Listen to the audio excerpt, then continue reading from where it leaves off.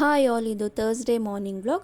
ಇವಾಗ ಸಮ್ಮರ್ ಇರೋದ್ರಿಂದ ನಮಗೆ ಊಟ ತಿಂಡಿ ಕರೆಕ್ಟಾಗಿ ಮಾಡೋದಕ್ಕೆ ಆಗ್ತಾ ಇಲ್ಲ. ಸೊ ಅದಕ್ಕೆ ನಾನು ಒಂದು ಹೆಲ್ದಿಯಾಗಿ ಸ್ಮೂದಿನ ಮಾಡ್ಕೊಂಡು ತಿನ್ನೋಣ ಅಂತ ಡಿಸೈಡ್ ಮಾಡಿ ನೈಟೇ ಡ್ರೈ ಫ್ರೂಟ್ಸ್ನ ನೆನೆಸಿಟ್ಟಿದ್ದೆ.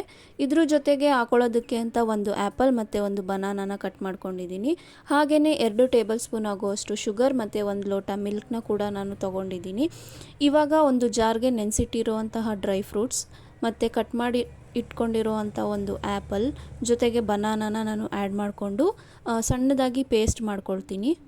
ಅದು ಸಣ್ಣದಾಗಿ ಪೇಸ್ಟ್ ಆದಮೇಲೆ ನೀವು ಅದಕ್ಕೆ ಶುಗರ್ ಮತ್ತು ಮಿಲ್ಕ್ನ ಹಾಕಿ ಗ್ರೈಂಡ್ ಮಾಡ್ಕೊಬೇಕು. ಬೇಡ ಅನ್ನೋರು ಶುಗರ್ನ ಸ್ಕಿಪ್ ಕೂಡ ಮಾಡ್ಬೋದು. ಮಿಲ್ಕ್ ಹಾಕಿ ಗ್ರೈಂಡ್ ಮಾಡಾದಮೇಲೆ ನೀವು ಒಂದು ಬಟ್ಲಿಗೆ ಹಾಕ್ಕೊಂಡು ಮೇಲ್ಗಡೆ ಗಾರ್ನಿಷಿಂಗ್ಗೆ ಅಂತ ಹೇಳಿ ಡ್ರೈ ಫ್ರೂಟ್ಸ್ನ ಆ್ಯಡ್ ಮಾಡ್ಕೊಬೋದು. ನಾನಿಲ್ಲಿ ಸ್ವಲ್ಪ ರೈಸಿನ್ಸ್ನ ಹಾಕ್ಕೊಂಡಿದ್ದೀನಿ, ಅದೇ ನನಗೆ ಸಾಕು ಅಂತ ಅನ್ನಿಸ್ತು. ಇದರಲ್ಲಿ ನಾನು 2 ಥರ ಸ್ಮೂದಿನ ಮಾಡಿದ್ದೆ. ಒಂದು ಮಿಲ್ಕ್ ಹಾಕಿದ್ದೆ, ಇನ್ನೊಂದು ಮಿಲ್ಕ್ ಹಾಕಿರಲಿಲ್ಲ. ಸೊ ಫಸ್ಟ್ ಒಂದು ಬಂದು ವಿತೌಟ್ ಮಿಲ್ಕ್ ಮಾಡಿರುವಂಥ ಸ್ಮೂದಿ, ಸೆಕೆಂಡ್ ಗ್ಲಾಸಲ್ಲಿರೋದು ಬಂದು ವಿತ್ ಮಿಲ್ಕ್ ಮಾಡಿರುವಂಥ ಸ್ಮೂದಿ. ಡಿಫ್ರೆನ್ಸ್ ಏನಂತ ಹೇಳಿದ್ರೆ, ವಿತೌಟ್ ಮಿಲ್ಕ್ ಇರೋವಂಥ ಸ್ಮೂದಿನ ನೀವು ಫ್ರಿಡ್ಜಲ್ಲಿ ಇಟ್ಕೊಂಡು ಲೇಟಾಗಿ ಬೇಕಾದರೂ ತಿನ್ಬೋದು. ಬಟ್ ನೀವು ಮಿಲ್ಕ್ ಹಾಕಿರೋವಂಥ ಸ್ಮೂದಿನ ನೀವು ಮಾಡಿ ಒಂದು ಹಾಫ್ ಆನ್ ಅವರ್ ಒಳಗಡೆನೇ ತಿನ್ಕೊಬೇಕಾಗತ್ತೆ. ನೀವು ಅದನ್ನು ಫ್ರಿಡ್ಜಲ್ಲೆಲ್ಲ ಪ್ರಿಸರ್ವ್ ಮಾಡಿ ಇಡೋದಕ್ಕೆ ಆಗೋದಿಲ್ಲ.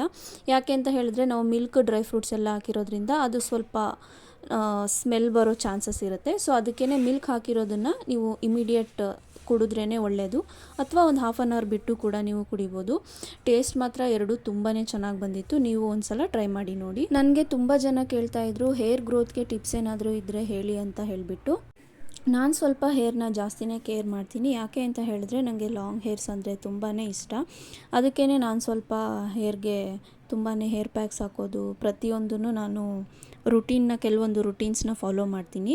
ಸೊ ನಾನು ವೀಕ್ಲಿ ಒನ್ಸ್ ಯಾವ ರೀತಿ ಹೇರ್ ಪ್ಯಾಕನ್ನು ಹಾಕ್ತೀನಿ ಅನ್ನೋದನ್ನು ಈ ವಿಡಿಯೋದಲ್ಲಿ ನಾನು ನಿಮಗೆ ತಿಳಿಸ್ಕೊಡ್ತೀನಿ.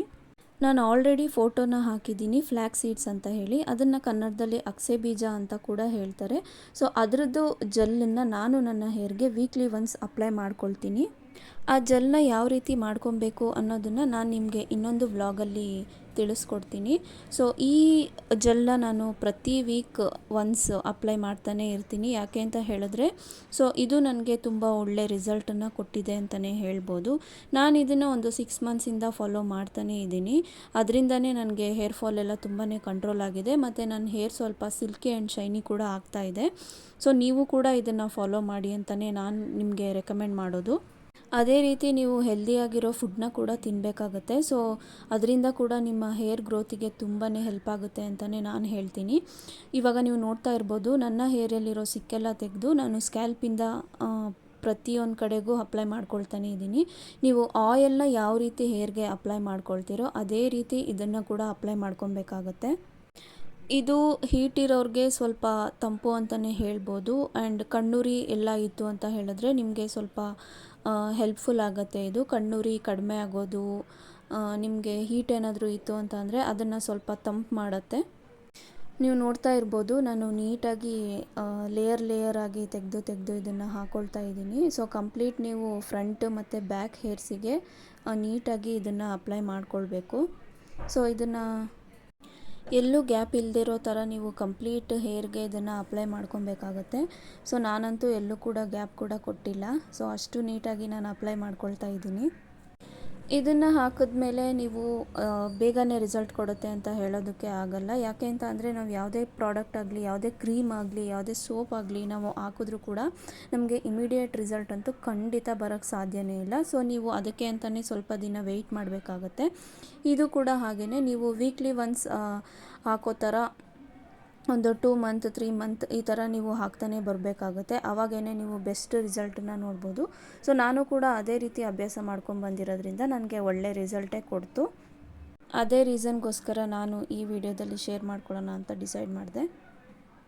ಸೊ ನಾನು ಹೇರ್ಗೆ ಇವಾಗ ಕಂಪ್ಲೀಟಾಗಿ ಹಾಕ್ಕೊಂಡೆ. ಇನ್ನು ಮಿಕ್ಕಿರೋದನ್ನು ನಾನು ಮುಂದೆ ಎಲ್ಲೆಲ್ಲಿ ಗ್ಯಾಪ್ ಬಿಟ್ಟಿದ್ದೆ ಅಲ್ಲಿಗೆಲ್ಲ ಸ್ವಲ್ಪ ನೀಟಾಗಿ ಅಪ್ಲೈ ಮಾಡ್ಕೊಳ್ತಾ ಇದ್ದೀನಿ. ಇದು ಎಲ್ಲ ಅಪ್ಲೈ ಮಾಡಿ ಆದಮೇಲೆ ನೀವು ಒಂದು half an hour to 1 hour ಆದರೂ ಬಿಡಬೇಕಾಗತ್ತೆ. ಇಮಿಡಿಯೇಟ್ ವಾಶ್ ಮಾಡಿದ್ರೆ ನಿಮಗೆ ಅಷ್ಟೊಂದೇನು ರಿಸಲ್ಟ್ ಕೊಡೋದಿಲ್ಲ. ಇವಾಗ ನಂದು ಸ್ನಾನ ಆಯಿತು. ನಾನು ಇದನ್ನು ವಾಶ್ ಮಾಡಬೇಕಾದ್ರೆ ಶಾಂಪೂನ ಯೂಸ್ ಮಾಡಿಲ್ಲ. ಯಾಕೆಂತಂದರೆ ನೀವು ನೆಕ್ಸ್ಟ್ ಡೇ ಸ್ನಾನ ಮಾಡ್ತೀರಲ್ಲ, ತಲೆ ಸ್ನಾನ, ಆವಾಗ ಶಾಂಪೂ ಯೂಸ್ ಮಾಡಿದ್ರೆ ತುಂಬಾ ಒಳ್ಳೆಯದು. ಸೊ ಇದು ನನ್ನ ಕಡೆಯಿಂದ ಒಂದು ಸಜೆಷನ್. ಈ ವಿಡಿಯೋ ಇನ್ಫಾರ್ಮೇಟಿವ್ ಆಗಿತ್ತು ಅಂತ ಅಂದ್ಕೊಳ್ತೀನಿ. ಇನ್ನೂ ಯಾರ್ಯಾರು ನನ್ನ ಚಾನಲ್ಗೆ ಸಬ್ಸ್ಕ್ರೈಬ್ ಮಾಡಿಲ್ಲ ಅಂದರೆ ಪ್ಲೀಸ್ ಸಬ್ಸ್ಕ್ರೈಬ್ ಮಾಡ್ಕೊಳ್ಳಿ. ಹಾಗೆಯೇ ನಿಮಗೆ ಈ ವಿಡಿಯೋ ಇಷ್ಟ ಆಗಿದ್ದರೆ ಶೇರ್ ಮಾಡಿ. Thank you.